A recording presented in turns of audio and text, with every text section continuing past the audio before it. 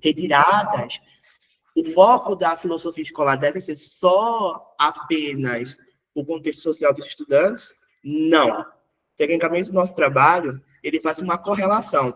Ele valoriza as ideias dos filósofos clássicos e dos filósofos europeus, africanos, indígenas, entre outros, e tenta associar isso, né, as concepções desses filósofos, com a realidade dos nossos educandos, certo?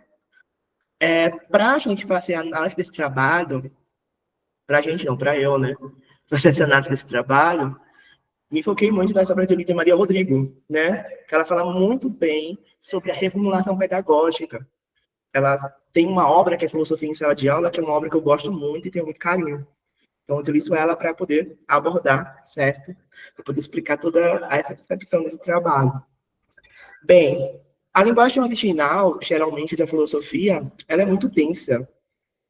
Se eu utilizo uma abordagem seguindo um modelo, certo? Muito, como eu posso dizer,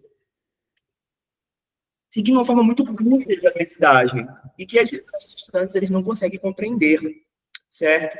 Eles não entendem, porque no ensino médio, tecnicamente, é onde o estudante, o educando, ele tem um primeiro acesso à disciplina de filosofia.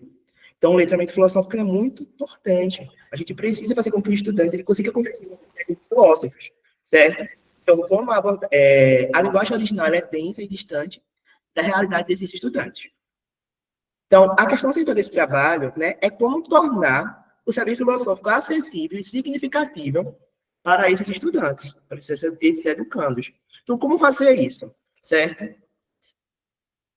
Então, o professor, nessa concepção, ele é muito importante para a mediação, certo? Desse processo de ensino. Então, ele tem um papel muito importante de reformular o discurso filosófico, certo? Fazer com que o discurso filosófico ele torne mais acessível para os estudantes, sem perder essa essência filosófica. Então, tecnicamente, a reformulação de textos filosóficos não se dá numa simplificação, não se dá seguindo um caráter de levar aquele texto para o simplismo. Simplificar, tecnicamente, é você fazer com que o texto ele se torne mais acessível ao estudante, certo? Mas não deixar que o texto perca todo o sentido. Então, é isso. É reformular o discurso filosófico sem perder a essência filosófica, que não é uma tarefa fácil. Para se reformular um texto filosófico, não é só pegar um texto e resumir de qualquer jeito. Você precisa compreender o texto filosófico. Então, se você não consegue, se você não entende dificuldade, é melhor ou tomar cuidado, ou ter uma certa cautela em relação a essa reformulação. Caso contrário, se você, tecnicamente, não dominar aquele conteúdo, fazer uma reformulação sem entender, pode gerar ideias equivocadas, certo? Então, diante dessa reformulação, a gente tenta, né, considerar o contexto social dos estudantes, certo? E culturais e cognitivos dos mesmos, certo? Então, a reformulação do texto filosófico não é uma tarefa fácil, não é levar o texto a um simplismo, é você realmente fazer com que o estudante ele compreenda esse texto, é tornar o texto acessível a esses estudantes, certo? O objetivo do nosso trabalho, do meu trabalho no caso, é refletir sobre a importância dessa reformulação didática e propor estratégias que conectem, né, esse saber clássico às experiências contemporâneas dos nossos estudantes, que é algo, às vezes, muito difícil. Às vezes a gente trabalha, sei lá, Platão, como é o caso, ou trabalha Sócrates, Aristóteles, e às vezes a gente não consegue relacionar isso com a realidade do estudante. Isso é uma grande dificuldade. Eu, particularmente, sou professor de geografia, né? E ensino filosofia. Então, tecnicamente, eu não estava preparado, né, para desenvolver metodologias. Eu poderia saber muito sobre filosofia, mas tecnicamente eu não estava tão preparado para desenvolver essas metodologias. Então, a gente precisa, certo, repensar como a gente vai incluir essas ideias desses filósofos tão importantes na realidade dos estudantes, propondo estratégias, né, que conectem o saber clássico, né, às experiências dos mesmos. Os referenciais teóricos que foram trabalhados foi a Lídia Rodrigo, né, principalmente a obra Filosofia em Sala de Aula, que eu gosto muito, como eu disse antes, né, no qual ela vai falar da reformulação pedagógica, que é, tecnicamente, fazer com que a filosofia ela se torne acessível para os estudantes. E uma forma, né, da gente fazer com que essa filosofia ela se torne acessível é a reformulação desses textos. Outra obra que eu cito, né, que faz uma relação das ideias de Líder Rodrigo, né, é o Freire, né, o Paulo Freire, que diz, né, que ele explicita o ensino, né, como prática dialógica e a valorização dessa experiência dos estudantes. Então, a gente consegue fazer uma relação dessas duas coisas, da reformulação pedagógica, que é fazer a filosofia, fazer com que a filosofia torne-se acessível para os estudantes, e a questão da valorização das experiências. Então, dá para integrar muito bem essa ideia dos dois estudiosos. E também a gente se relaciona com as obras de Severino, né? A filosofia como questionamento, autonomia e reflexão crítica. Essa questão de Severino, a gente se foca mais na questão da intervenção que a gente faz dentro da sala de aula, certo? Que vocês vão ver posteriormente. A metodologia, uma abordagem qualitativa, primeiramente, focando-se em uma revisão bibliográfica desses importantes autores, e uma proposta didática baseada na alegoria da caverna de Platão, certo? Obra que no currículo de Pernambuco está no primeiro ano, certo? No primeiro trimestre, né, que são os filósofos clássicos. E foi muito legal desenvolver essa atividade, a proposta, seguindo as ideias desses teóricos, né, que me deram uma certa abertura para a compreensão e para o desenvolvimento dessa metodologia. Primeiramente, adaptei, certo, a obra Alegoria da Caverna para os meus estudantes. Eu tinha explicitado isso antes para os estudantes só seguindo o texto clássico. E, diante disso, meus alunos eles não compreenderam muito bem, né, a ideia da obra, né? Lembrando também que o texto clássico teve fim junto, integrado com o texto reformulado. A gente não desvaloriza o texto clássico, ele é muito importante. Mas a gente trabalha o texto clássico junto com o texto reformulado. E diante disso, o que acontece? Acontece que o estudante ele consegue compreender melhor o conteúdo. Ele não fica só... Ele não fica sem entender, certo? O texto clássico, o texto produzido pelo filósofo, ele é de extrema importância e não pode ser abandonado de forma alguma. O texto reformulado é para facilitar a compreensão, tá bom? Então, diante disso, né, a gente desenvolveu atividades, uma leitura orientada da obra, né, das duas obras, a obra reformulada e da obra do Platão, né, filósofo Platão. A problematização, a gente trabalhou com as questões das atuais cavernas. Quais seriam essas atuais cavernas? As fake news, os filtros de beleza, as inteligências artificiais, certo? Que, tecnicamente, são as novas cavernas que meus alunos e todos nós vivenciamos. Então, a gente produziu, né, tirinhas, memes, o que o aluno achava mais interessante. Diante da intervenção, eles produziram mais tirinhas e memes, certo? Sobre essas cavernas modernas. E eles conseguiram compreender, o que é mais bacana, o que é mais interessante, é que eles conseguiram compreender a obra. E como a caverna de Platão, ela se insere em nossa realidade, no cotidiano deles. Isso foi muito bacana, né? Os resultados foi que os estudantes, eles se apropriaram de forma crítica desses conceitos. A alegoria da caverna começa a fazer sentido. Quando a gente chega contando a história de um homem que sai da caverna, que vê que o mundo é mais do que aquilo, muitas vezes os estudantes eles não compreendem bem. Tá, beleza, mas o que isso está relacionando com minha realidade? E a partir dessa reformulação do texto filosófico, né, no qual eu coloco pontos centrais de nossa realidade, da realidade dos mesmos, o texto ele começa a fazer muito sentido. Então, essa mediação docente também ela foi muito importante para garantir a profundidade. Eles entenderam a obra clássica, né, no qual eu mediei, tentei deixar de forma mais clara, de forma mais fácil, e conseguiram relacionar essas obras com a realidade dos mesmos, com suas realidades, com suas vivências, né? Muitos ainda, tecnicamente, não sabem diferenciar o que é uma informação falsa, como uma fake news, uma informação verdadeira. Então, a gente trabalhou muito essa questão para a promoção da autonomia do estudo educando. Então, em relação às considerações finais, acredito que a filosofia ela deve ser vivida como prática reflexiva e emancipadora, contribuindo para a promoção da autonomia do estudante, contribuindo com que o estudante ele reflita no que está acontecendo no seu cotidiano, que ele reflita, que ele questione e pense em soluções, certo? Então, esses filósofos clássicos, como foi abordado no caso aí, o Platão, ele tem uma extrema relevância para isso. E um texto reformulado vai contribuir para isso também. Então, a gente contribui com a reformulação didática, aproxima o saber clássico, a realidade dos educandos, né? E o papel do professor, né? Que ele tem uma grande importância como mediador entre a tradição, certo? E a contemporaneidade. Ele tem que fazer essa relação. Só falando uma coisinha aqui que eu acho muito bacana, que eu fiz na disciplina de laboratório, é que o professor, né, ele se torna pesquisador quando ele cria, ele desenvolve o seu próprio discurso reformulado, certo? Ele pega as ideias prontas, talvez, mas quando ele reformula, ele vira autor do seu próprio discurso, ao autor de um discurso que, tecnicamente, é reformulado. Autor de um discurso que é acessível ao estudante. Autor de um discurso que faz com que a realidade distante seja, tecnicamente, contemplada através da relação com as ideias de importantes filósofos.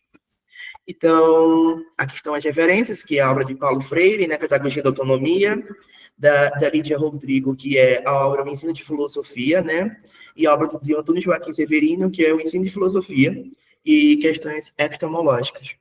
Enfim, é isso. Espero que todos tenham gostado. Muito obrigado pela apresentação, Alice. A gente separa agora uns 10 minutos para perguntas, para considerações, observações, então vocês podem ficar à vontade. Eu vi aqui que o Alex levantou a mão. Alex. Foi sem querer, desculpa. Não, tá bom. Não, eu queria fazer um comentário antes da gente também abrir, assim, né? Mas eu queria primeiro te agradecer, Wallace, por compartilhar. Tem uma coisa que sempre me chama atenção quando eu assisto a apresentação de trabalho, que é o brilho nos olhos e o sorriso no rosto. Então, parabéns, né? Porque eu acho que isso aí tem tudo a ver, né? Quando a gente ainda tem essa energia boa, né? De querer fazer acontecer, eu acho que esse é o ingrediente principal, né? Mas eu queria te fazer uma pergunta, assim, uma colocação, né? Primeiro você estava falando aí também desse conceito do professor ser esse mediador, né? Me lembrou um conceito que o Matteo Lippmann trabalha muito, não sei se você já teve contato com a obra dele em algum momento, né? Que ele fala exatamente, pensando em filosofia com crianças, né? Mas eu sou daquelas que acho que a infância, ela está em todos os momentos, né? Então, assim, a gente só consegue, de fato, tocar quando a gente está trabalhando com crianças, né? Mesmo que elas tenham 80 anos, né? Então, ele fala de um conceito de tradução, né? Que tem tudo a ver com isso que você está falando também, que você está pesquisando, que não é tradução, né, do idioma, mas é essa tradução. Como é que a gente traduz, né, um texto clássico, né? Para que a gente dialogue com ele hoje. Também Maurício Langon, filósofo uruguaio, trabalha muito essa questão, né? Ele diz que um texto só é filosófico se a gente estiver dialogando com ele, que senão ele vai ser só um texto, né? Então a gente só faz aula, só tem aula de filosofia se de fato o texto se torna um diálogo, né? E eu queria te fazer uma pergunta, que eu fiquei com uma questão aqui, quando você fala assim, de reformular o discurso, reformular o texto, e fiquei curiosa para saber, você reescreve o texto? Ou você reescreve como professor, ou os alunos reescrevem o texto? Fiquei querendo saber como é que você faz isso, porque eu achei muito interessante, talvez, né? Reescrever, né? Com outra linguagem. Talvez até hoje em dia a gente tem o slam, né? A gente tem várias linguagens aí que a garotada... Eu queria te perguntar isso antes de abrir para a roda. Professora, acontecem duas coisas. Às vezes, quando eu tenho muita disponibilidade, eu, tecnicamente, pego um texto filosófico, no qual a gente está se focando, de algum teórico que a gente está estudando, e tento torná-lo ele mais fácil, torná-lo mais compreensível, certo? quando eu tenho mais facilidade no conteúdo, é óbvio, como eu falei a senhora. Para a gente reformular, né, esse texto filosófico, a gente precisa conhecer a obra, a gente precisa conhecer o teórico, né? Então, quando eu conheço a obra, como a obra da alegoria da Café de Platão, a gente pode contribuir com essas reformulações, né? A gente pode pensar como esse estudante ele pode tecnicamente aprender o conteúdo, como associar com a realidade. Outras coisas eu deixo, muitas vezes, eles serem autônomos. Eles tentarem relacionar muitas vezes o conteúdo que eu estou aplicando dentro da sala de aula com a realidade deles. Outra coisa também que acontece, né, é um outro projeto que eu estou fazendo, né, mas não terminei ainda, que é algumas obras que, tecnicamente, contribuem muito, certo, professora? Para facilitar essa compreensão. Eu estou lendo uma obra que é o ensino de filosofia em rimas. Então, ele deixa o texto bem fácil, bem legal para você trabalhar com o estudante, está sendo rimas, e eles gostam bastante. Eles se interessam bastante para parte da rima. O texto ele fica um pouquinho mais fácil para eles. Eu distribuo, né, a cópia dessas rimas, seja de modo digital, seja de um material físico. Então, a reformulação do texto, para mim, é algo muito genial, algo muito brilhante, porque eu percebo que meus estudantes eles estão realmente compreendendo. E isso foi uma dificuldade que eu tive, passei tecnicamente no segundo ano da rede estadual, mas eu passei 1 ano e meio sem conseguir repensar. Eu queria entender o problema, então eu acho que o Prof. Felo ele contribuiu com isso, porque eu consigo agora repensar, né, minhas práticas pedagógicas e eu vejo que estou alcançando resultados positivos. Isso eu consegui compreender. Isso é nada melhor, nada que é mais perfeito do que isso. Legal, obrigada, Wallace. Mais alguém quer fazer alguma questão?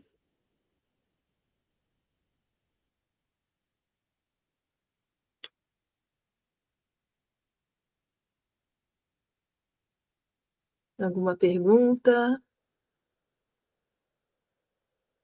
Eu tenho outra então. E esses textos eles podem ser disponibilizados? Vai ser seu produto final? Como é que é? Você já terminou? Você está caminhando? Essa obra eu terminei, né? Eu digo mestrado, você já terminou? Mas não foi minha obra. Não? Do mestrado. Minha obra é outro tema. Mas isso foi uma obra como eu citei, né? Na disciplina de laboratório. Tá. Mas é muito legal também, né? Que e eu me engajei tanto, professora, que eu falei, não, eu vou mandar essa obra. No projeto eu ainda não apliquei, certo? Muito bom. Estava toda a ideia já, mas ainda não foi aplicado. Né? Já estou curiosa. Que é sobre cartografia social. A relação da cidadania com a cartografia social. A cidadania através de divulgá-lo. Mas o desenvolvimento desse trabalho, né, foi muito, muito, muito motivante. O professor ele nos ofereceu materiais, obras, eu me interessei muito por essas obras aplicadas por esse professor, e desenvolvi todo o meu projeto dessa disciplina, certo? Especificamente através das ideias que esse professor trouxe, certo? E eu, tecnicamente, também repensei um pouco, né, como eu iria abordar essa sala de aula. Então, é um trabalho que eu já consegui terminar, certo? Eu tenho um artigo já pronto, quem sabe um dia eu publique, né? E é isso, professora. Espero ter contribuído com outros professores e eu também quero trocar experiência com vocês, né? Muito bom, Wallace, muito obrigada. Mais alguém tem alguma pergunta? Então, a gente vai passar para o próximo. Pode ser, Bruno? Com certeza. Então a partir do momento da fala, eu começo a contar os 20 minutos também. Tá, agora é o Daniel, ele chegou? Tá por aí? Acho que não, né? Então a gente vai deixar o Daniel para depois, se ele aparecer, pode ser, Bruno? Sim, a gente pode passar para o próximo. Vai para o Alex. O Alex Campos de Souza, ele vai partilhar com a gente nessa roda o ensino de filosofia através de quadrinhos. Filosofia da ciência, através de quadrinhos. Bem-vindo, Alex. Isso aí. Boa noite, pessoal. Prazer, tá? Então, eu sou o Alex. Eu vou compartilhar também com vocês aqui a minha apresentação.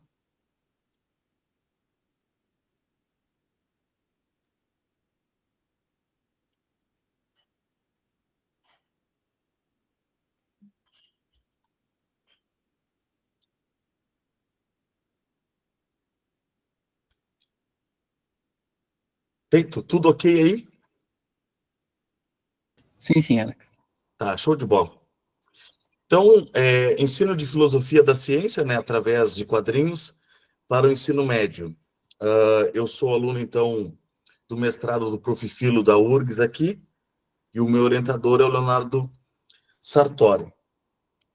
Bom, eu vou contextualizar um pouco sobre a escola, né, na qual eu desenvolvi, e continuo ainda tendo intervenções, né, práticas, porque o contexto da escola justifica um pouco a minha pesquisa também, reforça as atividades que eu desenvolvi, porque ela tem um modelo muito particular, tá? É uma escola comunitária, hoje, felizmente, reconhecida, né, como uma escola pública, Escola Família Agrícola da região sul, é uma escola que está localizada em Canguçu, né, próxima à região de Pelotas aqui, que é a cidade onde eu moro, e é uma escola que funciona com a pedagogia da alternância. Então, é alternância entre espaços, saberes e tempos, né? Os estudantes, eles ficam uma semana na escola, e uma semana eles retornam, né, para suas residências e desenvolvem atividades. O que eles acabam aprendendo durante a semana na escola, que é chamado de tempo escola, eles acabam depois aplicando no tempo comunidade, que a gente chama, que é uma atividade que eles desenvolvem nas residências deles, nas propriedades. É um curso de ensino médio, né, uma escola de ensino médio e também técnico em agroecologia. É importante destacar aqui que a minha pesquisa ela tem também surgimento dentro da própria EFASul, porque eu sou professor de física, né? Eu sou formado em física, e eu me tornei aluno, né, da filosofia dentro de uma demanda que surgiu da própria EFASul, e aí eu também fiz licenciatura em filosofia. Então eu fiz o estágio nessa escola e me tornei, né, professor efetivo da mesma. Foi aí que surgiu, então, o meu projeto de filosofia da ciência, onde eu uni física e filosofia para o ensino médio. Tá? Depois até eu posso deixar um tempinho para explorar durante as perguntas e falar um pouquinho mais da escola, pedagogia da alternância e tudo mais aí. Bom, os desafios que eu tinha, né, e ainda enfrento, é que justamente os estudantes ficavam um período na escola e o outro período na comunidade. Então, eu precisava aí conciliar, né, e manter esses estudantes, porque eles ficam com uma semana na escola e uma semana em casa, digamos que eu encontrava assim, eles de 15 em 15 dias. Então, era preciso elaborar estratégias, né, metodologias em que mantivesse esses estudantes, né, com leituras, discussões, nesses períodos aí também. Então, esse era um dos desafios. O outro era a aproximação entre física e a filosofia, né? Por quê? Filosofia está dentro de uma área, estou pensando aqui no ensino médio mesmo, das ciências humanas, enquanto que a física está dentro das ciências da natureza, e a minha ideia era aproximar essas duas disciplinas, mesmo até pela minha própria formação. Outro desafio era os materiais didáticos, né, que era difícil de se ter materiais de filosofia da ciência para o ensino médio, e um deles, o outro desafio, o problema da indução na física, que na verdade é o problema da indução na ciência como um todo, e aí eu abordo mais especificamente da física, e aí eu aproveito aqui só para falar do contexto, porque é um curso de agroecologia, e é muito curioso, porque como a minha formação primeira foi física, eles têm um calendário lunar, né, de plantações, pelo contexto escolar deles, é uma escola do campo, né, e então eles usam a lua como referência para as plantações e tudo mais. E eu lembro que bem no início das minhas aulas de física, dos questionamentos era se a lua influenciava de fato nas plantações, por exemplo, né? E eu tinha era um pouco mais incisivo, um pouco mais positivista, né? Científico, de certa forma até inicialmente atropelando um pouco as ideias, né, do senso comum, do conhecimento popular, das crenças que esse pessoal tinha, por exemplo, tá?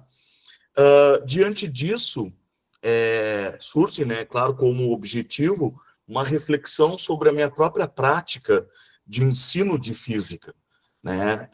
Bem como o envolvimento dos estudantes nesse projeto e a elaboração de materiais que pudessem trazer essas discussões entre o que é ciência e o que não é ciência, a fronteira, os limites, né, e entender o progresso científico como não linear, que é cheio de rupturas, descontinuidades e etc. Tá?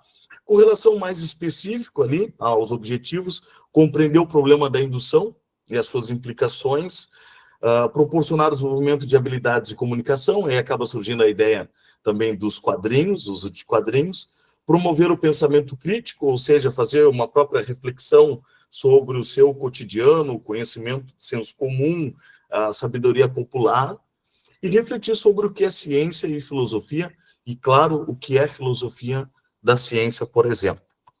Bom, qual seria, então, a minha justificativa de usar, né, a filosofia também nesse processo de ensino de física, tá? E aí uma pergunta que eu fiz para mim, eu trago aqui para a gente debater também, que não seria a filosofia a disciplina ideal para liderar os processos interdisciplinares tão valorizados atualmente? Isso no intuito de que a própria natureza da filosofia, ela é interdisciplinar. Então eu meio que tentei, né, trazer, de certa forma, a filosofia, bem como os gregos faziam, por exemplo, ao pensar a natureza, ao observar a natureza de maneira mais interdisciplinar. Então, a proposta de usar a filosofia não é como um referencial ou como uma âncora, alguma coisa para a ciência, né? Nem como um objeto assim de sustentação para a ciência, não era a ideia. Mas sim destacar que certas perguntas e atitudes, né, que moldam o nosso entendimento e práticas científicas são, em última análise, resultados de reflexões filosóficas, e que a própria física, quando faz determinadas perguntas, na verdade, as perguntas têm natureza filosófica, certo? Então, essa é uma justificativa de trazer para o ensino da física de que a filosofia, né, permite a gente olhar para a ciência também como uma construção humana, né? Muito bem. E aí eu uso o Serlett, né, como um dos referenciais teóricos, e na qual ele diz ali, aquele em que o filosofar é o motor de tal ensino, e que, enquanto atividade própria da filosofia, esse ensino enlaça o fazer filosofia com o sentido de sua transmissão, na medida em que o filosofar se sustenta na tensão da pergunta filosófica. Consideramos que um curso filosófico deveria ser aquele no qual essa tensão pode ser atualizada de maneira fecunda. Então, essa é a justificativa no qual não é usar a filosofia, né, como para sustentar alguma coisa, mas sim como uma força motriz mesmo de perguntar, capacidade de elaborar perguntas, fazer observações mais profundas, enfim, criticar um pouco as próprias concepções espontâneas do senso comum e etc. Tá? Muito bem. Metodologia mais em relação mesmo seria mais a sequência, né? Que eu acabo desenvolvendo as minhas atividades. Eu fiz seleção de textos de física e filosofia, alguns materiais aqui do Brasil, outros de Portugal também, da arte de pensar. Eu fiz divisão de grupos ao longo das turmas, por exemplo, usei 3 capítulos de textos sobre racionalidade científica, o método científico, o problema da indução, Popper, Kuhn e etc. Dividi esses grupos receberam esses capítulos, eles fizeram a leitura dos textos, discussões, eles apresentaram seminários, por exemplo, e também construíram, né, histórias em quadrinhos. Então, eu usei quadrinhos também no processo de ensino-aprendizagem, e o produto final, a avaliação dos estudantes, foi a construção, a elaboração de histórias em quadrinhos que contemplassem elementos da filosofia da ciência, como o método científico, o problema da indução, a racionalidade científica e etc.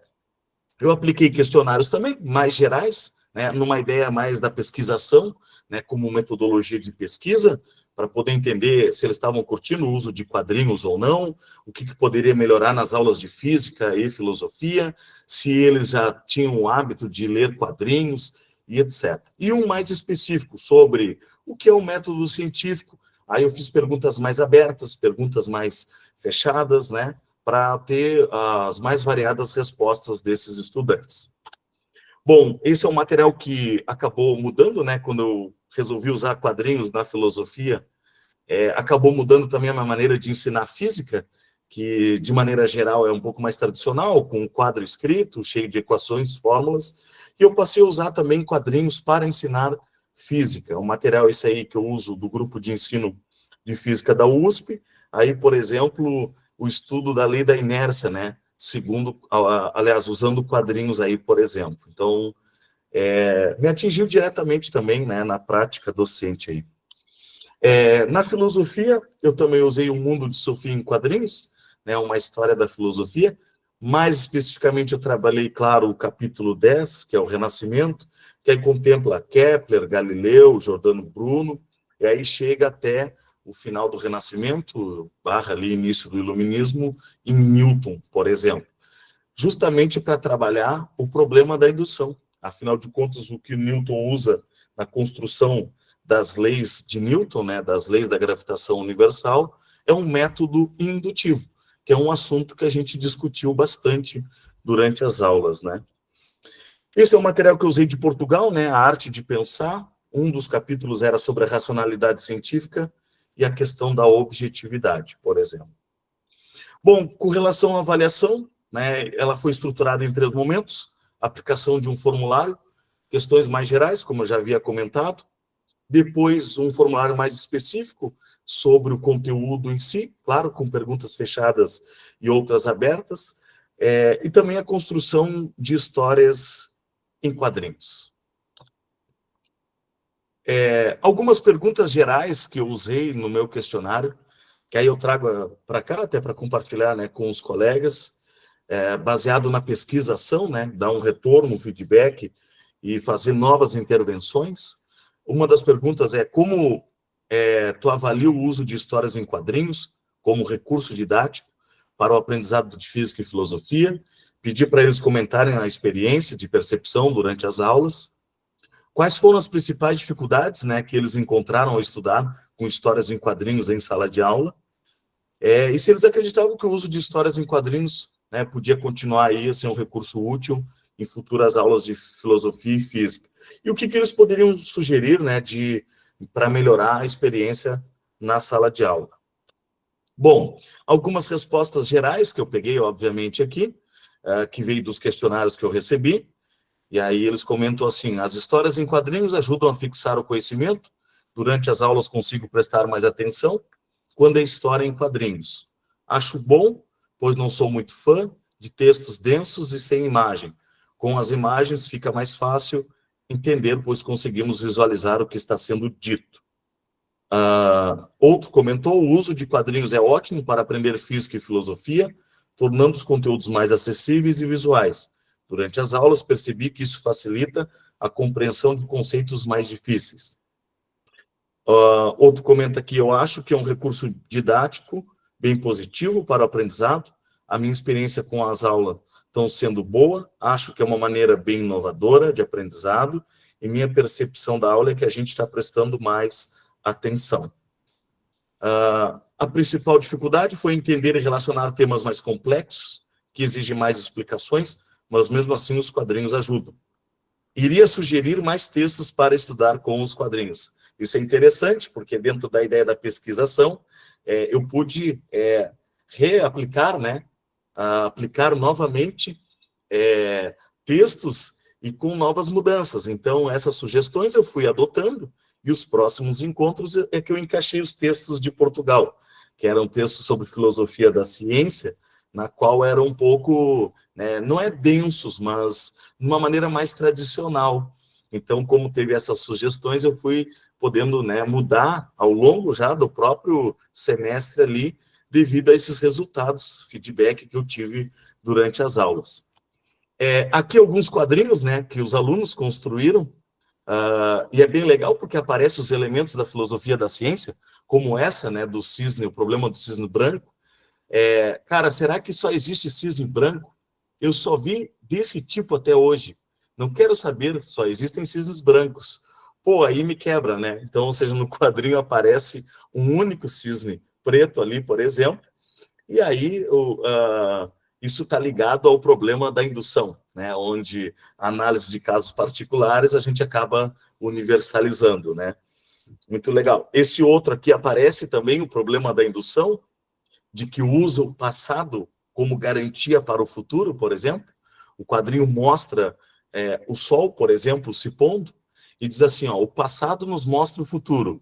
Que provas temos que o sol nascerá amanhã? Uma pergunta que faço a mim mesmo. Que garantia temos disso? Então, ou seja, a gente sabe que o sol vai nascer amanhã, mas qual é a garantia disso, né? Um problema aí de indução. E o outro aqui que traz a ideia, né, de Popper versus Kuhn, debate científico, nesse sentido. E aí, só para encaminhar aqui, esses quadrinhos produzidos por essa turma, eu usei depois no ensino de filosofia da ciência em outras turmas.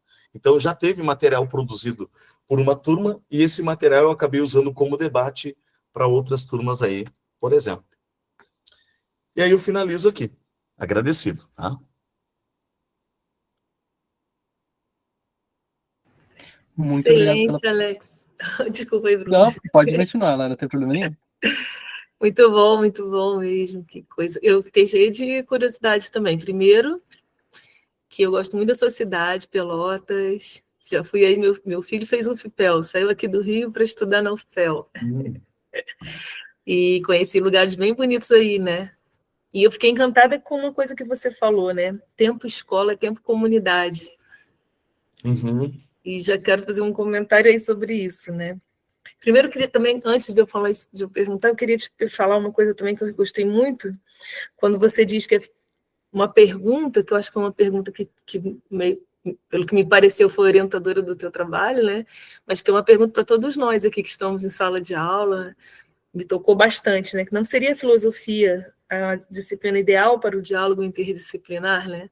Porque, na verdade, se a gente pensar, né, todas as ciências que começam com as perguntas, com a capacidade de fazer pergunta, e aí a gente percebe também esse um embotamento da própria física, da própria química, pela incapacidade de perguntas, né? Então, a gente sabe que as ciências todas vão depender da curiosidade, da pergunta, e aí é também Paulo Freire que faz essa convocação para a gente fazer mais perguntas e menos respostas, né? Então, muito obrigada por lembrar isso para a gente, né? Da importância da filosofia como essa perguntadeira, né? Como essa curiosa, como essa que vai estimular as perguntas. Fiquei curiosa de saber, você dá aula de física e filosofia para as mesmas turmas? Porque a física é muito filosófica, né? Tem gente que faz uma física muito matematizada, né? Mas eu acho que ela é muito filosófica, né? Eu fazia isso também. Tá? Logo no início, uma física muito matematizada, de fato. Uhum. E foram surgindo algumas questões e eu senti, sei lá, uma lacuna na minha formação, ou como professor, sei lá, alguma coisa inquieta, assim, que eu falei, eu vou fazer filosofia também. Tá? Lindo. E aí eu tenho trabalhado, e eu trabalho com todas as turmas, né, do primeiro ao terceiro ano do ensino médio, física e filosofia. Ah, que legal. Que experiência linda essa, né? Você me fez lembrar aquele quadrinho, você já deve ter visto, né? Que tem, eu não sei qual é o nome do autor, mas que tem o físico e o filósofo. Já viu esse? Aí que o físico fala, né? Eu estudo a teoria da relatividade, é o filósofo. Eu estudo a relatividade da teoria. Né? Isso. É bem legal você ter essa experiência aí com os estudantes, né? E aí minha pergunta vai no sentido, minha curiosidade vai no sentido de saber, uma escola que tem tempo escola, tempo comunidade, e pensando em tudo isso que você vem trabalhando, existe também um diálogo com a comunidade desse aprendizado de física e de filosofia, ou seja, uma aplicabilidade, assim, né? Não no sentido superficial da aplicabilidade, mas assim, você percebe um diálogo maior com a comunidade daquilo que você trabalha? Ótima pergunta, porque existe instrumentos pedagógicos, né, da pedagogia da alternância, que E um deles é a visita, né, aos familiares.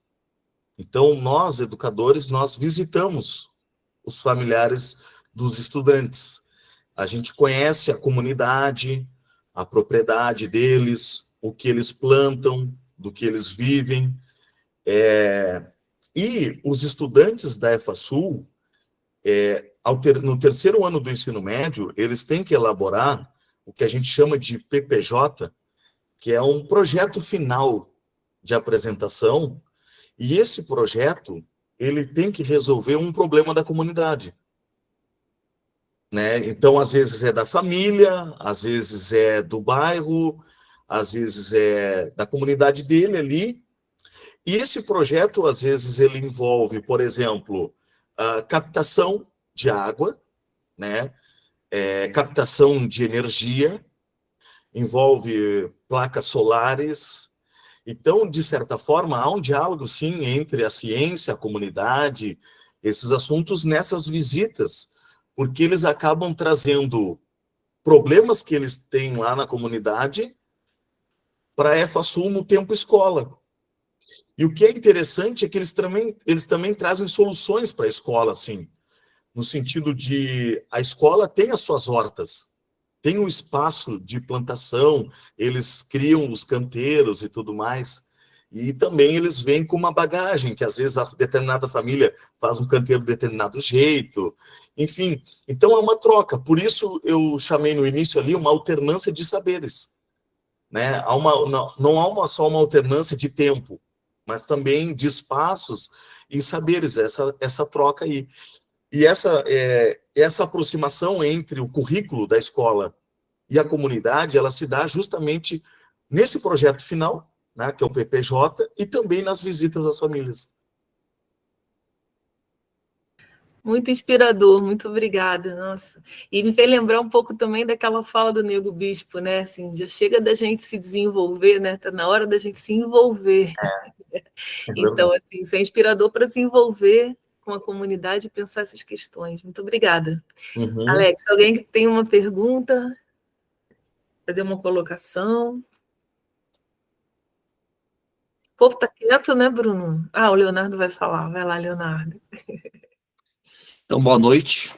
Boa noite. Tua apresentação excelente, vai conversar muito com a minha que vem logo a seguir. Mas só para chamar atenção, né? Você pegou a história em quadrinhos, que é uma coisa, às vezes, deixada de lado, como fosse uma sub-arte, né? Como eu adoro história em quadrinhos, os alunos adoram também. Então, parabéns que chamou essa atenção, muitos gostam de desenhar e tal, achei bacana. E a filosofia da ciência também é meio de lado, né? Uma parte você falou que pegou um livro de Portugal, mas uma parte dos nossos livros didáticos também, ela é meio deixada de cantinho, assim, não desenvolve muito, deve ter percebido, né? Eu também senti essa dificuldade, você também. Então, são coisas, é difícil que você fez pegar duas coisas que não estão muito em voga, assim, né? Eu achei bacana. Mas, assim, para chamar atenção, quando você absorve física e filosofia, ó. Eu de filosofia, para mim já tá bom, né? Mas, como o novo ensino médio, a BNCC, ela é pobre nesse sentido, né? Coloca a filosofia nas humanas. E ela é humana, né? Mas ela também a metodologia científica, que você falou muito bem, ela é um problema filosófico, né? Ela também é ciência da natureza, e também é matemática, lógica, e assim vai, de filosofia da linguagem, linguagens. Então, para perceber como deixar a filosofia na humanidade só empobrece a filosofia. Então, o teu trabalho é bem bacana nesse sentido. Só isso. Tá joia. Obrigado, Leonardo, pelos comentários. Então, da minha parte também, parabenizo, Alex, muito boa apresentação, gostei bastante. E, gente, então a gente pode seguir para a próxima. Feito. Boa noite, pessoal. Obrigado. Tá? Muito obrigada, Alex. A gente vai agora, então, passar para o Leonardo, né? É o próximo. Isso. O Leonardo vai falar para a gente sobre a utilização do planetário para a problematização do conceito de paradigma de Thomas Kuhn. Então, bem-vindo, Leonardo. Muito obrigada por estar aqui com você.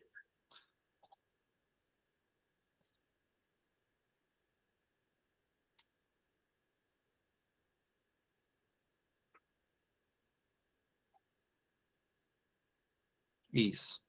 Tá conseguindo ver aí? Estamos sim. Ah, tá.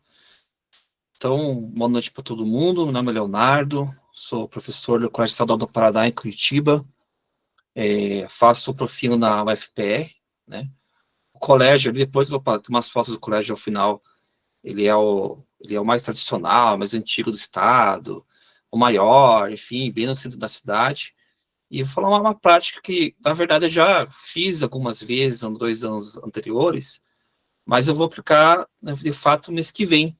É o conteúdo da filosofia da ciência, mas eu quero melhorar essa prática, né, e torná-la melhor essa questão do problema específico do Thomas Kuhn. Então, esse vai ser o objetivo. Talvez eu ficar só falando do Thomas Kuhn, que eu gosto de falar, o professor de filosofia fala bastante. A ideia é fazer um outro tipo de prática e aproveitar que o colégio tem um planetário, né, dentro do colégio. E também coloquei ali, tem um observatório astronômico, né? Colégio estadual, com a escola pública, que tem esses recursos, né, tem essas ferramentas, e para aproveitar, né, e nas aulas de filosofia. De antemão, a gente faz também, já há um certo tempo, alguns anos, no planetário, uma aula sobre mito e filosofia.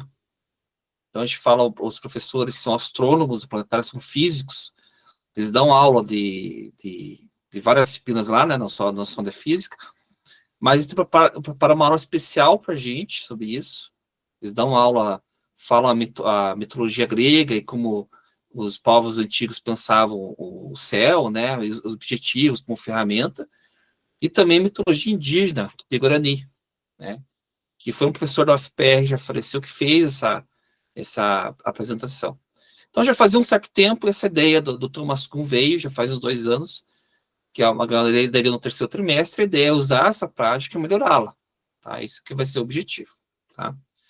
Então, a hipótese, como eu não apliquei ainda, né? Então, como estou no meio do caminho, está na marca do pênalti, mas só para apresentar o projeto. A hipótese, usar o planetário. Um recurso didático visual apresenta ser relevante para a aprendizagem se considerarmos o imbricamento de conceito e dado, como sugere a teoria da percepção na filosofia de Thomas Kuhn. Ou seja, eu mostrando parte visual, ou eles olhando lá a cúpula, né, eles percebendo a diferença que é de paradigma, se conseguem perceber a filosofia de Thomas Kuhn de uma forma efetiva, de uma forma boa. Objetivo geral, utilizar o planetário como recurso didático, fundamentado na teoria da percepção, no estudo por parte dos estudantes do ensino médio, o conceito de revolução científica, segundo Kuhn. E específicos, abordar a teoria da percepção do dado e do conceito de Thomas Kuhn e como deve ser pensado o conceito de revolução científica. Apresentar qual é a prática pedagógica que fundamenta o uso do planetário nas aulas de filosofia. Comparar e refletir se os dados coletados da prática planetária são viáveis nas aulas sobre a filosofia da ciência. Se de fato são efetivas, se tem sentido usar o planetário nesse conteúdo, tá? Eu vou ler rapidinho aqui a fundamentação bibliográfica, para não ficar o tempo, mas percebe-se, né, com o Thomas Kuhn na obra da estrutura, sobre a teoria da percepção. Na teoria da percepção, a Gestalt, né, fazer uma piada bem breve, a forma se sobressai quando observamos a realidade. Ou seja, a gente percebe muito mais com o olhar já treinado, vamos dizer assim, do que o mundo como ele é. Então, percebemos o mundo de formas diferentes, né?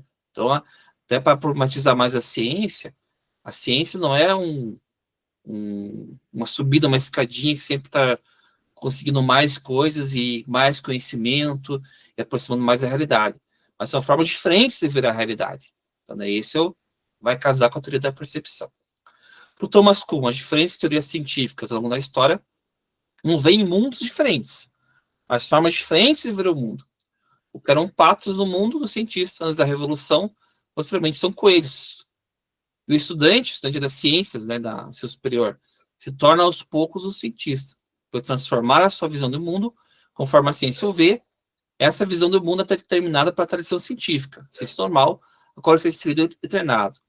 Ou seja, quando começa a física, a química, a biologia, as demais ciências, já se ensina a ele, né, como ele deve ver o mundo, quais são os conceitos que ele deve perceber. Ele deve ver o mundo a partir dessa percepção, dessa paradigma que ele vai chamar ao longo do tempo. Eu coloquei o seu exemplo, que o Thomas Kuhn coloca, que é famoso, né? A Gestalt, você deve conhecer, você figura um pato coelho. Muita gente vai ver um pato, mas vai ver o coelho. Mas ele fala, a partir do momento que você vê um pato e você percebe que pode ser um coelho também, e vice-versa, você vai ficar olhando as duas coisas ao mesmo tempo. Ou seja, você percebeu aquela imagem de forma diferente. E, de uma forma bem rudimentar, você é assim. Você é treinado a ver de uma forma, mas pode ver de outra forma diferente. Tá? Tem vários outros exemplos, as cartas anômalas, ali vou falar, né? Enfim, vários exemplos que ele vai dizer como a gente percebe o mundo de formas diferentes. Verdades que foram ao longo do tempo, né, um certo tempo, de repente elas mudam.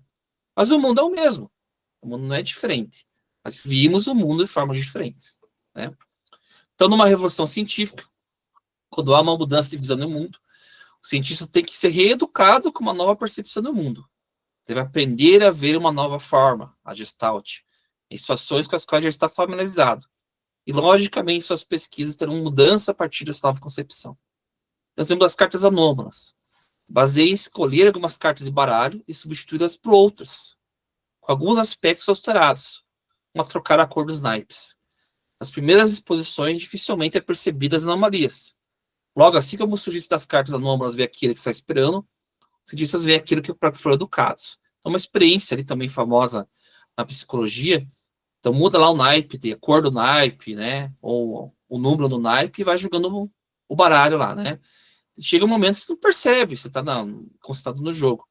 Mas chega um momento que você percebe uma anomalia ou outra. Ou seja, você está esperando o mundo que você está acostumado, né? Mas aí a anomalia demora para você perceber como aconteceu. E é um paralelo que seria com a ciência, né? Com outra forma. Thomas Kuhn defende que o cientista vê a realidade a partir da sua percepção. Logo, o cientista nunca é totalmente neutro, pois ele trabalha com as ferramentas que tem, seja instrumentos de medição da sua época ou mesmo visões do mundo, como o geocentrismo ptolomaico. E daí também uma discussão para entrar, né, sobre a suposta neutralidade científica. Para o Thomas Kuhn não existe, né? E isso não é ruim. Isso não faz a ciência ser ruim, não ser neutra.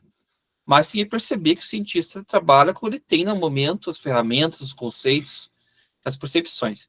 Por isso que ele vai falar do geocentrismo ptolomaico, a física aristotélica, né, que hoje estão superadas, a gente sabe, mas são ciências, ele fala, não perde a característica do conhecimento científico. Não deixa de ser ciência. Mas era o que se podia na época, se tinha percepção na época. E a Kuhn adota uma nova perspectiva. Ele pretende superar uma abordagem da ciência com desenvolvimento por acumulação. Que, em geral, né, a gente pega os alunos do primeiro do ensino médio, muitos dos quais nunca tiveram filosofia, que no Paraná, no fundamental, eles não têm filosofia, né, algumas particulares que têm, então eles vêm cru mesmo, né, eles vêm com um conhecimento bem rudimentar. E aquela ideia da ciência como acumulação de conhecimento, os cientistas como fosse uma autoridade absoluta, é muito comum. Então, esse tipo de discussão lá, próprio do Popper, do Kuhn, eles vão dar uma mexida nesse sentido, né? Ao longo do tempo, historiadores da ciência encontram dificuldades em apontar quais eram os erros ou superstições, e apontar especificamente aquilo que seria científico. As 5 concepções das ciências desenvolvidas no passado, simplificadas pelo autor, uma dinâmica aristotélica, química flogística, até uma dinâmica calórica, não deixam de ser científicas, apenas pelo fato de serem descartadas ao longo do tempo. Fazem parte da história da ciência e formam a forma de ver o mundo. Tá? E superadas, mas importantes na história da ciência para poder perceber. Né? E deu o conceito do paradigma, né, que é o conceito que ele coloca, né, o Thomas Kuhn. Hoje na educação se fala direto também do paradigma, que seria um modelo de explicação, modelo de visão do mundo. Então o cientista não faz ciência de uma forma qualquer, ou sem começando do zero. Ele faz a partir de um paradigma, um modelo de explicação. Então, são modelos de explicação, acedidos na prática científica real, dos quais brotam as tradições coerentes específicas da pesquisa científica. O estudante de ensino superior, né, ao iniciar o estudo da determinada ciência, deve estudar o paradigma vigente, pois é o que o prepara para ser membro de determinada comunidade científica que irá atuar. Sua prática raramente irá se contrapor ao paradigma, e comprometimento com esse consenso permite a continuação da tradição. Estabelecer um paradigma é um sinal de maturidade do desenvolvimento de qualquer campo científico. Então, ter um paradigma para o Thomas Kuhn é bom.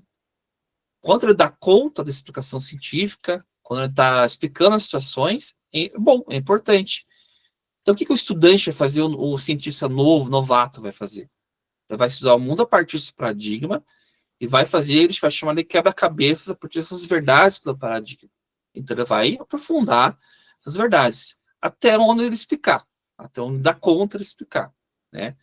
Pode durar para sempre, pode durar 2 anos, enfim, né? Mas ele, a partir desse paradigma, o cientista vai fazer sua pesquisa científica, né? Ao posterior, lógico que daí no ensino médio não entra, então a cabeça deles vai confundir. Mas ele já fala, na última obra dele, ele fala que não é mais paradigma, é um léxico, cada filosofia da linguagem, mas é uma obra posterior, não é a estrutura ali, né? Dentro do período pré-paradigmático, quando temos a competição entre as escolas científicas, ainda há um pouco progresso, nesse momento revolucionário, mais dúvidas do que perspectivas de progresso. Daí, no período de crise, quando o paradigma não dá mais conta, o antigo paradigma está em xeque. São evidências das anomalias, são os comportamentos da natureza que os cientistas se deparam que não se encaixam nas especificações oferecidas pelo paradigma vigente. E daí, quando a crise aumenta, não consegue explicar, acontece a revolução científica. Para ocorrer, deve ocorrer uma cacofonia ali, uma anomalia significativa para os cientistas. Depressões sociais que podem influenciar o surgimento de uma crise. Seja um paradigma, explica até onde dá, não consegue explicar, entra em crise, tem a revolução científica, uma outra paradigma está surgindo, há verdades e paradigmas concorrentes, até um paradigma da conta conseguir explicar de uma forma melhor. De certa forma, é assim que a ciência vai fazer. E para ser reconhecido como uma ciência normal, superar o período de revolução científica, o novo paradigma deve possuir vários requisitos, como possuir maior precisão qualitativa e predizer novos fenômenos, maior poder de persuasão e influência. Assim, antigos problemas que eram relevantes são abandonados, e uma nova linguagem de consultação científica são elaborados. Com o novo paradigma tornando-se aceito, não há garantias que sempre será o paradigma vigente, que nunca entrará em crise. Porém, há dentro desses conceitos e metodologias que os cientistas irão progredir no conhecimento.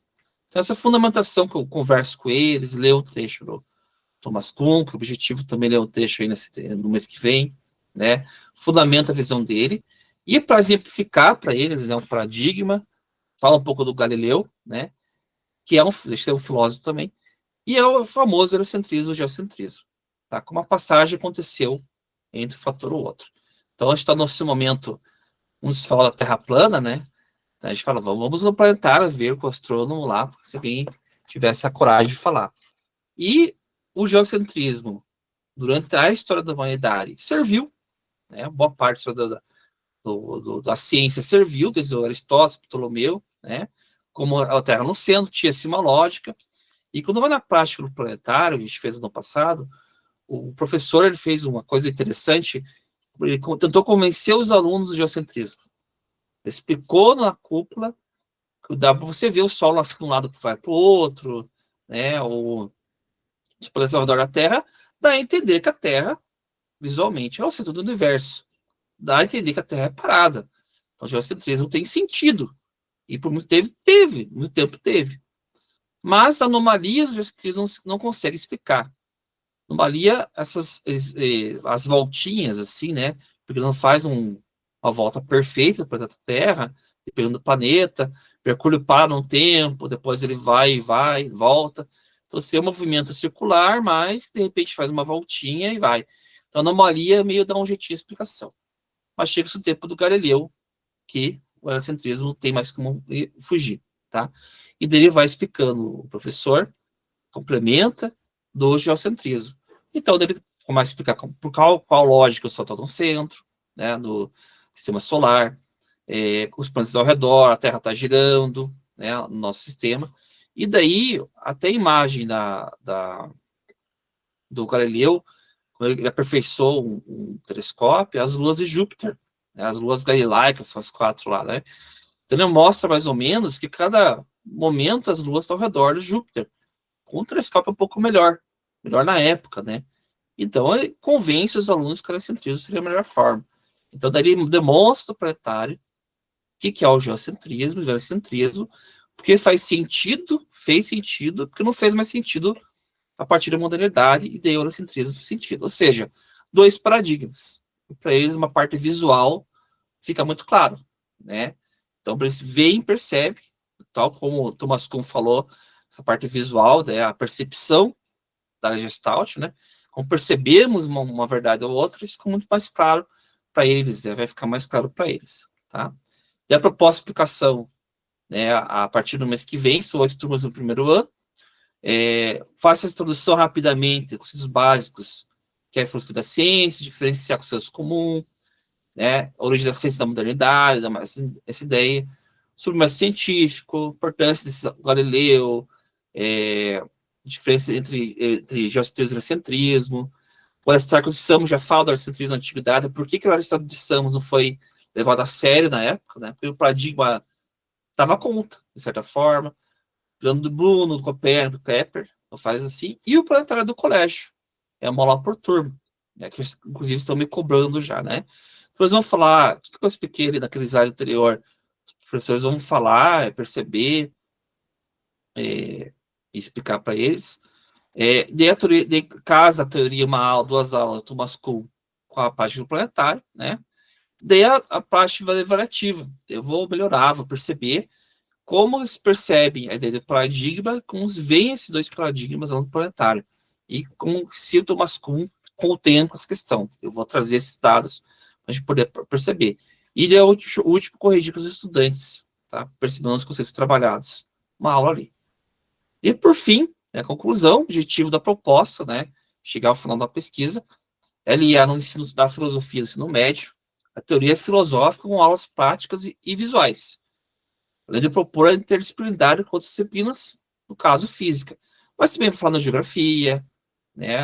Também está falando de história, enfim, matemática também, falando outras coisas assim. E a utilização do planetário deve propiciar uma melhor aprendizagem dos conceitos do Thomas, e consequentemente da filosofia da ciência. Daí a foto ali, o planetário tem uns 50 anos do colégio externo, e ali o planetário interno. As fotos internas ali, meu celular morreu no meio do tempo, daí, quando estava fazendo, eu não consegui pegar.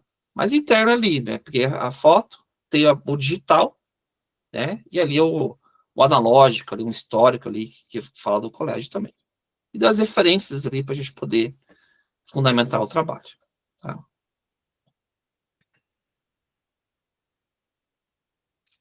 Era isso. Muito obrigado pela apresentação, Leonardo. É gratificante ter, sabe, essa dinâmica, essa troca com vários professores. Então, gente, eu abro agora o tempo para as perguntas, tá? Então, fique à vontade para comentar, perguntar. Vocês têm ali os seus 10 minutos. Quero agradecer o Léo, já vou abrir para o Alex. Eu fiquei imaginando o Alex e o Léo dando aula juntos, né? Eu achei, como você falou, dialoga bastante, né? Os 2 trabalhos, né? E vou ver a pergunta do Alex e depois eu vou fazer uma também.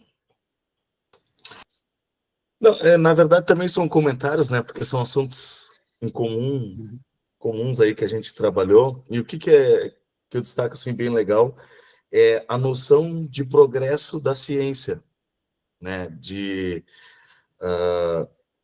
descontinuidade, né? De ruptura, e de que a teoria anterior ou o pensador anterior ele é tão relevante quanto o próximo, né? No sentido de, por exemplo, geocentrismo versus heliocentrismo. Aí isso é mais uma provocação mesmo. Será que Galileu, Copérnico e Johannes Kepler conseguiriam ter desenvolvido a teoria do heliocentrismo anterior à teoria do geocentrismo? Uhum. Ou, por exemplo, Newton, será que ele conseguiria ter desenvolvido as leis da mecânica newtoniana se ele tivesse nascido antes de Galileu? Ou Einstein, será que ele conseguiria ter desenvolvido a teoria da relatividade antes da mecânica newtoniana. Então, ou seja, não dá para a gente ficar zombando, eu acho que isso que é legal, tipo de Aristóteles, porque ele defendia a Terra, que ela era estática no centro do universo e tudo mais. Isso é bem, bem bacana. E aí só, eu acho que dentro do teu trabalho, assim, acho que é interessante destacar que há metafísica na física. Isso é interessante, acho, destacar, inclusive como tu vai lidar com o planetário, por exemplo, porque, por exemplo, Nicolau Copérnico, tu pode pensar assim, Copérnico usou novos dados ou teve novas observações e por isso ele desenvolveu o heliocentrismo. E aí é muito curioso, porque a ideia inicial do heliocentrismo é uma ideia metafísica. Ele é neoplatônico, né? Então, tipo, para Platão e os neoplatônicos, o astro principal é o Sol. E onde é que deve estar o astro principal? No centro. Então, a teoria do heliocentrismo, ela começa com uma ideia metafísica que depois, fisicamente, cientificamente, foi comprovada. E hoje nem faz sentido perguntar qual é o sistema que a gente tem dado a expansão do universo. Mas é interessante, porque a ideia científica começou com uma ideia metafísica, filosófica, enfim. Era isso. E parabéns pelo trabalho, tá? E o Copérnico era padre, né? Era um grande metafísico. Mas se percebeu, falando a fala do Alex ali, daí, vamos resumir, olhar o céu, falaram os professores astrônomos, né? Eles falam, olhar o céu, começou as mitologias ali, né? As constelações são mitologias gregas. E toda a civilização tem uma sua mitologia lá, os nórdicos, os indígenas aqui do Brasil, né? Todo mundo começou a mitologia no céu, a explicação. A filosofia, né? Qual o princípio de tudo, né? Consequentemente, eles olhavam o céu, essa questão. E a ciência moderna, o método científico do Galileu, foi olhar o céu também. Então, a astronomia está muito presente e é diferente as três áreas, mas se complementam o tempo todo, né? Ao mesmo tempo. Então, é interessante puxar esse fio, né? Aproveitar o planetário do colégio e estar com tudo da filosofia e como essa metafísica, como são os metafísicos, isso se faz presente, né?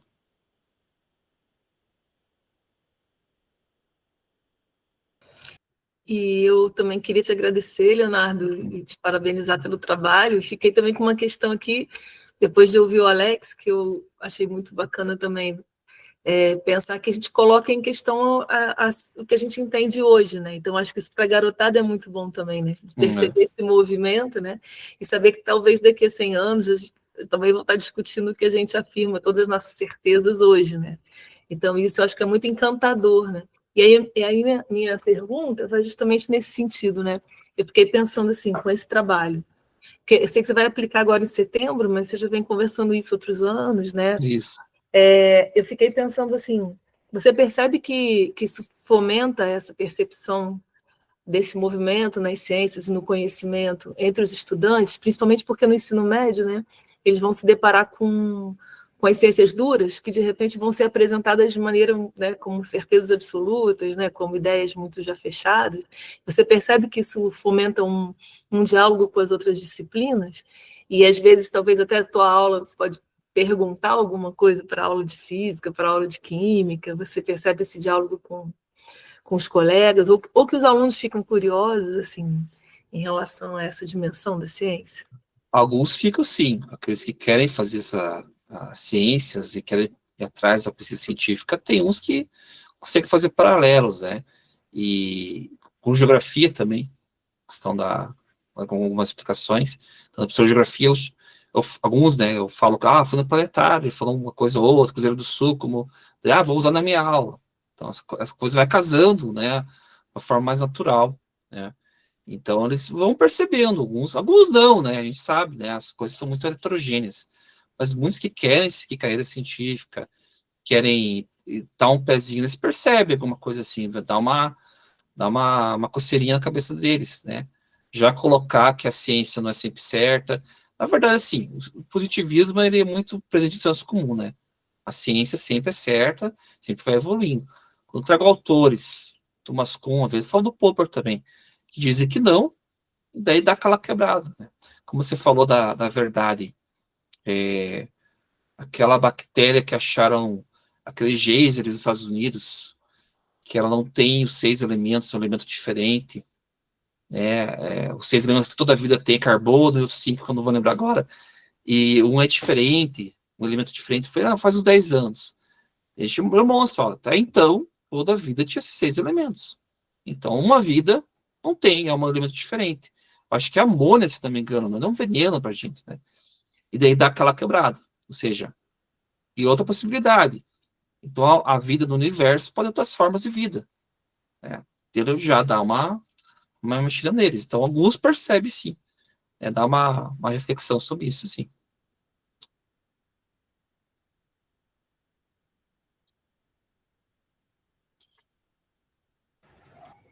Muito bom, inspirador também. E um privilégio também, né, ter um planetário no colégio, né? Tem que aproveitar bastante. Ah, sim, tem que, conforme as ferramentas, façamos a limonada. Boa. Então, acho que a gente pode passar para o próximo colega. Mais alguma questão? Agradeço. Obrigada, Leonardo. O Daniel chegou, não, né? Acho que ainda não. A gente Tá. pode seguir com o Orlando. Agora é o Orlandi, é isso? Tá aí? Aí ele tá. Que vai compartilhar com a gente sua pesquisa, seu trabalho, filosofia da libertação para a inclusão na EJA, inspirado na visão de Henrique Dussel. Bem-vindo, então, Orlandi, contigo.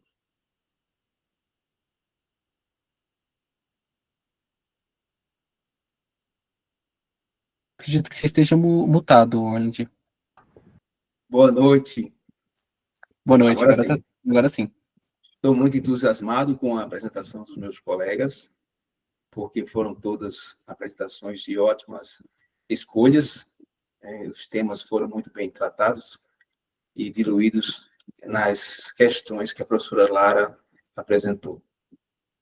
Bem, meu nome é Orlandi, eu sou aluno do mestrado de Filosofia da Universidade Federal de Campina Grande.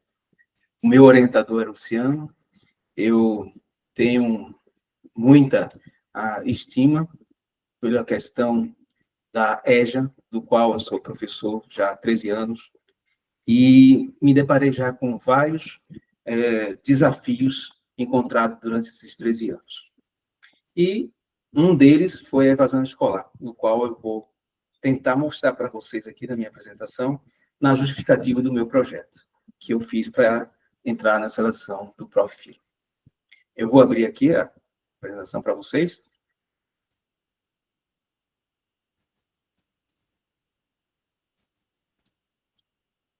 Só me diga que se está sendo compartilhado.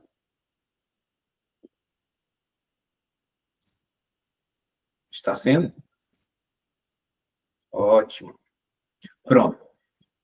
Bem, o título do meu trabalho, ele condiz exatamente com os desafios dos quais eu encontrei durante esse tempo que eu estou lecionando na EJA. Porque é um mundo totalmente assim, fora do contexto da realidade do mundo do ensino regular, o qual nós temos eventos de idades, de estruturas, de tempos, de cognição diferentes de um aluno para o outro. E isso me chamou muita atenção pelo fato deles não conseguirem terminar o ensino para a certificação ao final do ano.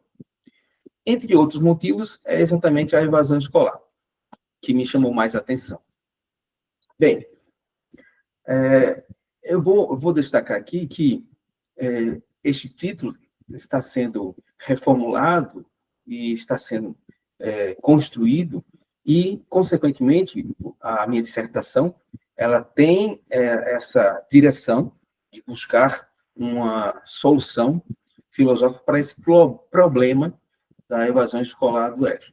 Mas, assim, que a minha apresentação aqui é mais um esboço do que eu fiz para poder entrar na questão da seleção do mestrado. Tudo bem? Vamos lá. Então, a filosofia da libertação como pedagogia da inclusão na EJA. Então, a pesquisa volta para um olhar inclusivo na educação de jovens e adultos. Baseia-se na filosofia da libertação de Henrique Dussel, qual um filósofo que faleceu há pouco tempo, né, 2 anos, filósofo argentino, que tem essa grande relevância dentro desse contexto da filosofia da libertação. E eu, principalmente para poder fazer a seleção do mestrado, eu achei bastante interessante colocar o pensamento dele para dialogar com esses desafios da EJA. A aplicação será na Escola Cidadã Integral, professor Paulo Freire, aqui em João Pessoa, crítica ao paradigma eurocêntrico da modernidade, que é um conceito que Henrique Dussel vai se utilizar bastante para poder justificar que há uma filosofia latino-americana, que existe, que há essa possibilidade de ter uma filosofia aqui na América do Sul, em especial, e não se apegando unicamente aos conceitos dos filósofos da Europa em si, norte-americana. A valorização das experiências históricas dos oprimidos, entre parentes e vítimas, que é um conceito que Henrique vai desenvolver nessa questão das deficiências, das lacunas que existem de entendimento e de vivência dos estudantes. Estimula a consciência crítica e ao paradigma dos estudantes. Então, essa filosofia ela vem de encontro à contribuição que os alunos devem ter para ter essa formação crítica, e vivenciar e entender o seu mundo, né, de forma clara, e, a partir disso, conscientizar e possibilitar ter mudanças efetivas dentro da sua realidade.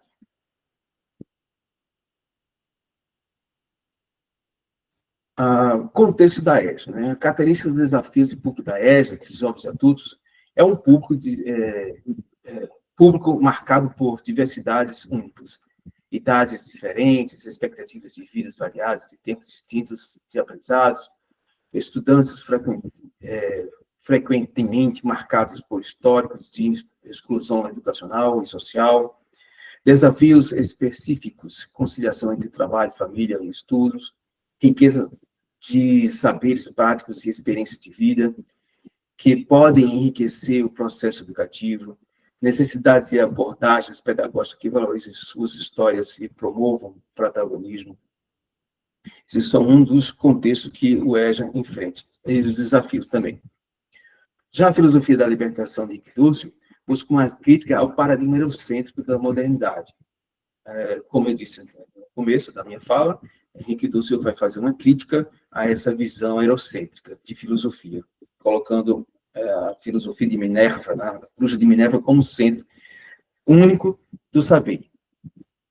Questão que ele questionou e disse que há uma possibilidade de se fazer filosofia latino-americana. Então, a crítica à totalidade da tradição filosófica ocidental, o reconhecimento e valorização das experiências dos oprimidos, das vítimas, ênfase na identidade cultural e na consciência crítica, defesa de uma abordagem pedagógica que promova a libertação e o diálogo. Então, tudo isso a filosofia de Henrique Dussel pode trazer para a contribuição da questão crítica dos estudantes. E tem uma frase, tem uma citação dele, que a vítima é situada em um sistema onde é explorada ao mesmo tempo em que é educada para ser explorada, o que impossibilita a consciência de uma libertação. Isso Henrique Dussel vai ser bem enfático e dizer que isso é um contexto de subserviência, onde os estudantes devem superar e fazer essa crítica. O conceito da alteridade, que é outro conceito que Henrique Dussel vai se estabelecer dentro da sua filosofia para buscar esse valor íntegro dos estudantes. Reconhecimento do outro em sua diferença, alteridade significa transcendente e rompe com os limites de algo que o sujeito e rompe com os limites do seu sistema.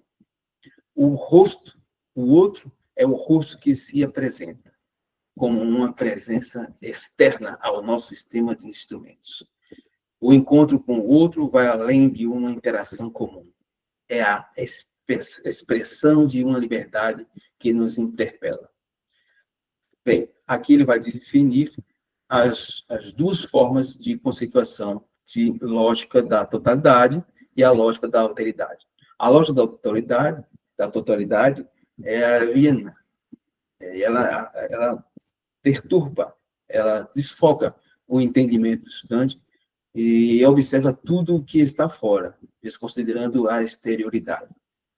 E a lógica da alteridade, fundamentada na liberdade do outro, manifesta-se como uma pura exterioridade. O que quer dizer? Quer dizer que este entendimento filosófico, sistemático, que o pensamento eurocêntrico usa para sistematizar e, ao mesmo tempo, se fechar dentro de um sistema único, ele vai dizer que isso não é o caminho para ser adotado para buscar a alteridade.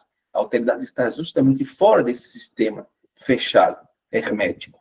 Ele está no outro, na exterioridade, né? No caso, as vítimas, os excluídos.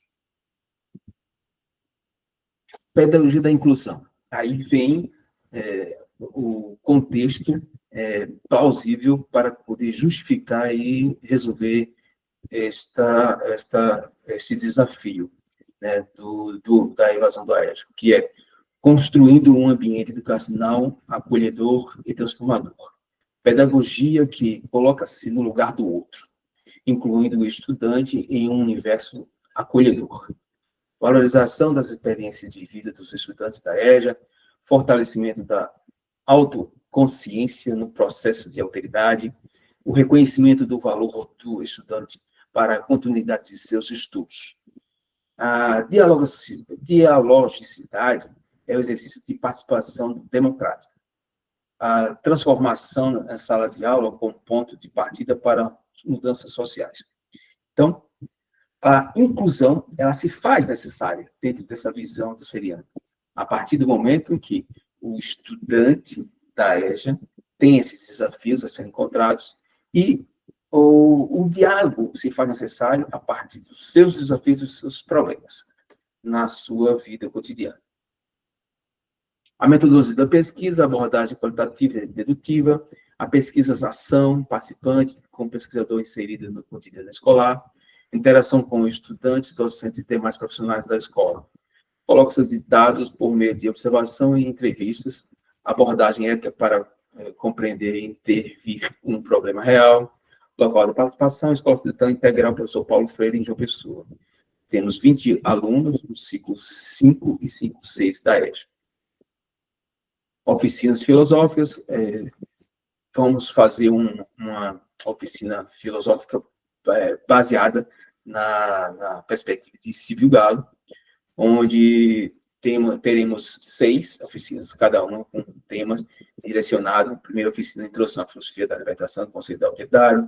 A segunda, oficina crítica ao paradigma eurocêntrico e valorização das experiências locais. A terceira oficina, Identidade Cultural e Consciência Crítica da EJA. A quarta, Pedagogia da Inclusão e Reconhecimento do Outro. A 5, Diálogo entre Dulcílio e o Paulo Freire na Educação Libertadora. E a 6, Construção Coletiva de Práticas Pedagógicas Inclusivas. Todas as oficinas valorizam as narrativas pessoais dos estudantes, criando um espaço de aprendizado mais rico e empático. O diálogo com Paulo Freire não deveria faltar, por quê? Porque Paulo Freire tem um pano de fundo dentro dessa perspectiva do Seriano. A conexão entre filosofia da libertação e a pedagogia do oprimido. Ambos criticam a educação bancária e propõem uma educação libertadora. Valorização do diálogo como ferramenta pedagógica essencial, reconhecimento das experiências dos oprimidos como ponto de partida, educação como prática de transformação social e emancipação. A pedagogia do-celiana abre espaço para a construção de uma nova ordem, iniciando pela sala de aula. Freire. Complementaridade, a Escola Cidadã Integral Paulo Freire é um espaço ideal para implementar esta proposta, incluindo o legado de Paulo Freire e perspectiva filosófica de Dulce. Resultados esperados. Impacto da pesquisa na educação na comunidade. Fortalecimento das permanências dos estudantes até a conclusão do ensino médio da EJA. O desenvolvimento da consciência crítica dos estudantes. Promoção de um ambiente educacional inclusivo e acolhedor. Valorização das experiências e saberes dos estudantes, possibilitando de continuidade dos estudos em nível superior. Produto educacional. cartilha filosófica e pedagógica baseada na filosofia da libertação de Dussel, adaptado para o uso de outras escolas e contextos educacionais. A conclusão. A filosofia da libertação como ferramenta de reflexão crítica e emancipação. A filosofia da libertação de Dussel oferece uma chave interpretativa poderosa para abordar as múltiplas dimensões da realidade educacional. A pedagogia da inclusão, baseada na alteridade, pode transformar a EJA em um espaço verdadeiramente acolhedor. O reconhecimento do outro diferença é fundamental para promover ambientes educacionais inclusivos. A educação libertadora é um caminho para a transformação social e a emancipação dos estudantes. A pedagogia dusseliana abre espaço para a transformação de uma nova ordem, iniciada em sala de aula. Esses ambientes se tornam-se um lugar em que as práticas dusselianas é realizada, mas também um ponto de partida para a transformação novas que vão muito além de partida para muito além. Perdão, Orlando, de atrapalhar a tua apresentação, mas eu acredito que os teus slides, eles sumiram. Não sei se foi proposital. Desculpa. Agora? Estava no último, foi? Uhum. Vamos ver. Desculpa. Isso, perfeito. Foi Perdão agora? atrapalhar. Foi. Uhum. Tá, essa parte aqui foi feia? Vocês acompanharam? Não. Vamos lá. A conclusão. Então, o tempo, né? Acredito que eu ainda tenho tempo.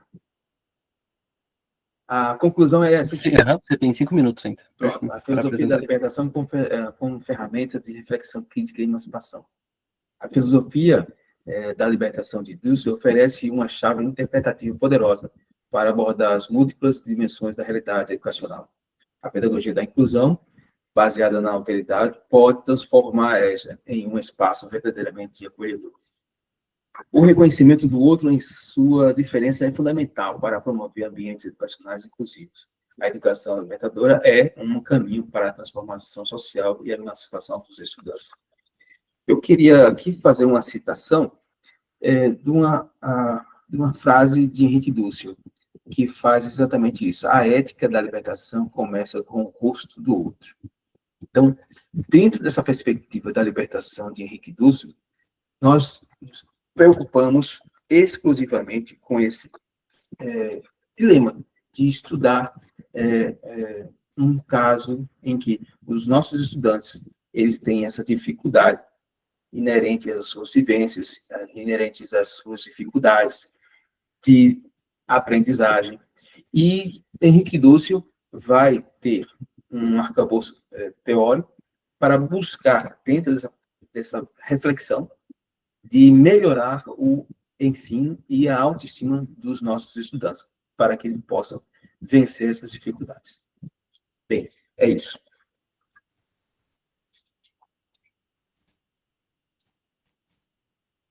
Muito obrigado pela apresentação, Orlando. Então, agora eu abro espaço para perguntas, comentários, dúvidas. Vocês podem ficar à vontade, vocês têm 10 minutos. Queria te agradecer, Orlando, por trazer Obrigado, professora. tão preciosas, né? Primeiro, é alguém que se preocupa com a EJA, né? Porque muitas vezes ela está esquecida, né? Parece que é uma coisa só para cumprir um protocolo, para ter um diploma, né? Os próprios alunos muito não se sentem aí valorizados, né? Não se sentem olhados, cuidados. Então, assim, é muito legal ver um trabalho, né? Uma dedicação a esse segmento, né? Então, te agradeço muito. E depois também por você trazer uma filosofia a partir daqui, né? A partir da gente, da América Latina, né? Eu também me dediquei bastante aí, também no doutorado, a pensar uma filosofia a partir da gente, né? Da América Latina. E aí, uma questão que sempre se coloca aí quando a gente pensa em filosofia da libertação, também quando a gente pensa uma filosofia a partir daqui, é assim, às vezes a gente, e aí estou te perguntando mesmo assim, quero dialogar contigo, meu colega, né, também de ensino médio, às vezes a gente até trabalha um autor nosso daqui na América Latina, mas às vezes na mesma forma que se trabalha os autores europeus, né? Isso. Então, por isso que o teu trabalho, para mim, é tão precioso nesse sentido. Por quê? você propõe que a filosofia da libertação é também um caminho, né? Então, não é só para ser estudada da mesma maneira que a gente estuda outras, né? Mas é para Isso. que é uma filosofia como forma de vida, né? Como forma de atuar na educação. Então, assim, e aí fiquei muito pensando nisso. Então, em que sentido estudar a filosofia da libertação altera o modo como a gente atua no cotidiano mesmo, né? Da sala de Isso. aula, como a gente lida com os estudantes, como a gente lida com os conteúdos, né? E esse é o grande desafio, penso eu, né? Porque o Dussel também fala isso, né? Preciso libertar a própria filosofia, né? Claro. E até por fidelidade a ela, se abrir para outras possibilidades de pensamento, de modo de atuar, né? Então, queria te agradecer por trazer essa questão para a roda. E eu não sei que pé está aí o teu trabalho, né? No início. Está no início, né? Mas eu quero ouvir depois de novo, né? Quero depois ouvir daí para outros momentos, Claro. porque me interessa muito saber como um professor atua, né? Como é que ele vive, né? No seu cotidiano, essa perspectiva da filosofia da libertação. E se você puder, pelo menos assim, vislumbrar um pouquinho depois, se quiser falar mais, comentar. Eu não gosto muito de falar com o tempo do lado. Isso me incomoda. E então eu fiquei o tempo todo me preocupando com o tempo, né? Mas, assim, eu vejo que o professor, ele, para colocar essa questão da vivência dos estudantes em sala de aula, é preciso ter um olhar muito austero, ter um olhar muito empático. Ele precisa não apenas entender a sala de aula e os alunos, ele precisa escutar, né, ouvir. Antes de compreender, tem que ouvi-lo.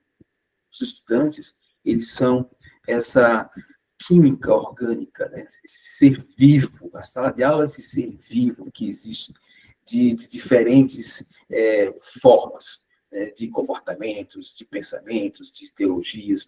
E o professor, ele é esse mediador, onde ele vai fazer com que os estudantes possam se encorajar, possam ter autonomia, né, de ter um estudo que ele possa se reconhecer na versão mais íntima dele. Então, o professor, ele, principalmente da EJA, ele vivencia todos os problemas que você possa imaginar. Não sei se você é professor de EJA, ou já foi, não sei se os meus colegas aqui na sala são, mas a gente vê muitas demandas desafiadoras todos os anos, de pessoas que começam, vão até o primeiro momento que recebe a carteira de estudante, muitos que engravidam, as mulheres, alguns que sofrem com problemas de drogas, muitos que são cobrados no trabalho para ter os certificados, e isso tudo faz com que o aluno ele não seja reconhecido num ambiente mais empático, dentro da própria escola, vamos dizer assim. Até pelo sistema, né, da modalidade do EJA, né, que tem já de entrada, esse desafio, é dizer que, não, você faz o EJA, você está excluído do ensino regular, né? Já tem de antemão esse preconceito já. Então, já são muitas demandas e muitas camadas que o professor encontra um desafio diário, né, do EJA. Então, quando eu vi a possibilidade de ter esse problema de buscar uma reflexão para a evasão escolar, buscando a filosofia de Henrique Dussel, e também como pano de fundo a filosofia do oprimido de Paulo Freire, eu achei maravilhosa essa proposta. E eu comecei com o professor Luciano, ele também abraçou essa ideia, a gente está aí construindo. Estamos no primeiro ano e ainda vou escrever a dissertação no próximo ano. Já está na escola Paulo Freire também, que ajuda bastante. Exatamente. Coincidentemente, a escola é Paulo Freire. Muito bom, muito bom. Obrigada, tá, Randy? Depois Disponha. estou curiosa aí para ver Pronto, as experiências, as falas dos Pronto. estudantes também, né? Isso é muito bom. pronto. Posso pegar seu contato, a gente pode se comunicar. Boa. Bruno, acho que o Daniel não chegou ainda, né? Acredito que não. E devo dizer, né, que eu também gostei. Eu acredito que também criei um contato, ainda mais com o professor também do EJA. Então, também tem um contato, essas dificuldades, esses desafios também senti na pele. Então, depois eu também entrei em contato. Queria saber, sim, os resultados. E acredito que é isso. O outro professor, ele não se encontra, o Daniel. Sim. Então, gente, vocês têm a liberdade agora para tirar alguma dúvida, perguntar, já que a gente tem um tempo, né? Se alguém quiser falar mais alguma coisa, perguntar, comentar. Se não, então eu agradeço todo mundo que apareceu, as apresentações, todos os professores, e acredito que seja isso, né? Eu também quero agradecer por uma Obrigado. coisa, assim, a oportunidade de estar aqui, né? Como mediador, mas o Bruno no suporte, né? Ainda bem que a minha internet rolou, né? A móvel, mas deu certo. Mas principalmente agradecer a oportunidade, a organização do encontro, porque isso é encantador, né? A gente vê Foi. colegas de todo o Brasil, né? De Isso. vários cantos e partilhar o que a gente vem pesquisando, o que a gente vem pensando. Então, é um presente gigante. Muito obrigada a todo mundo que compareceu, também Eu que agradeço. pelas trocas, né? E a semana está só começando, vai ser linda, né? Sim, muito obrigado, Lara. Também sinto a mesma coisa. Muito contente, também obrigado pela... Agradeço a oportunidade de estar aqui também, com monitoria, bem contente.